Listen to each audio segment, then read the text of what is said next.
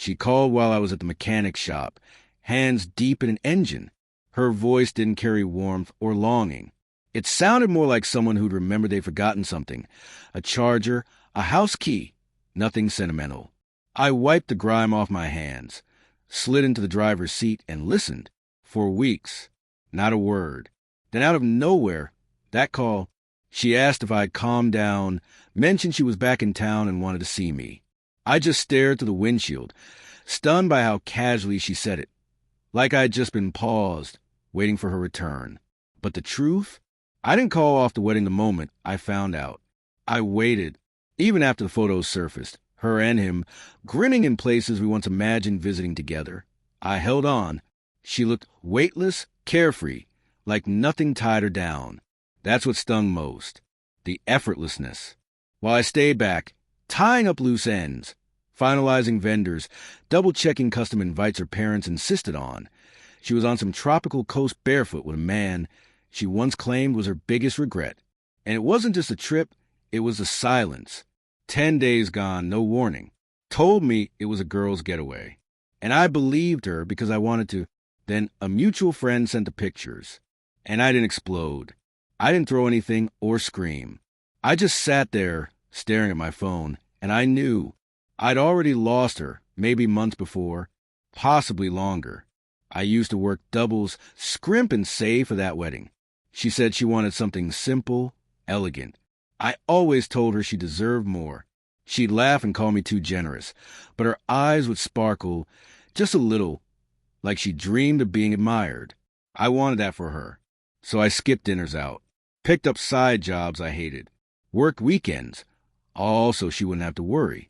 She used to call me her rock. But now I realize I was just a safe place to land while she figured out her next move. Looking back, the clues were there. The long silences. The way her phone was always in her hand. She never let me near it.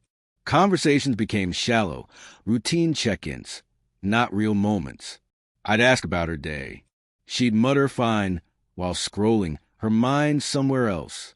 She stopped making plans with me. Always tired, always distracted, but never truly gone. She hovered close enough to avoid questions, far enough to keep her secrets. And I said nothing. I thought love was about waiting. Turns out, wait long enough and you'll become a fool. 2 months before the wedding, I saw her scrolling through old photos of them, her and her ex. She didn't see me watching. She was smiling softly, like someone reminiscing their favorite movie scene. That night she went to bed early. I stayed on the couch until sunrise. I knew. Then she was already halfway out the door. I just couldn't admit it to myself.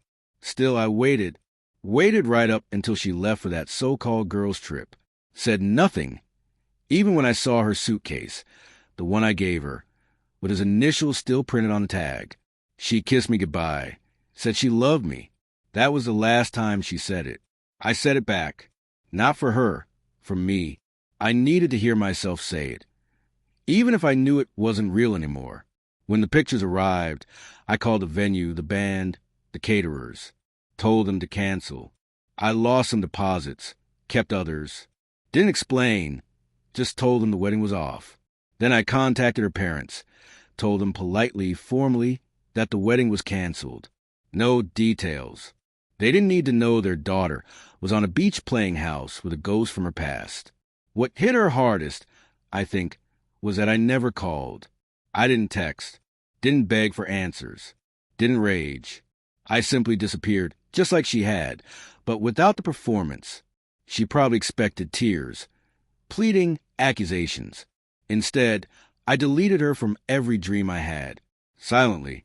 When people asked, I didn't dramatize. I told them the truth. She took a vacation with her ex, so I called off the wedding. That was enough.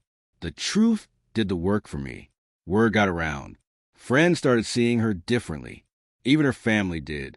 I heard her dad confronted her, asked if it was true. She couldn't deny it. I never responded to her after that. Blocked her number the day after the cancellations. She emailed. I never opened them. I knew what they'd say. She'd call a mistake. Swear it wasn't what it looked like. Say she was confused. But you don't end up in another man's arms on the same beach you once promised to visit with me, by accident. Then, for weeks later, she called from a different number. I answered, just to hear her voice. She asked if we could meet. I told her no. She stammered through half-baked excuses, rehearsed, shallow. I let the silence stretch, just to make her feel the weight of it. Then she said she missed me. That's when I laughed. Just once. She asked what was so funny. I told her, missing someone's easy when you've already burned everything they built for you. She started crying. I didn't say a word. I hung up. That was the last time we spoke.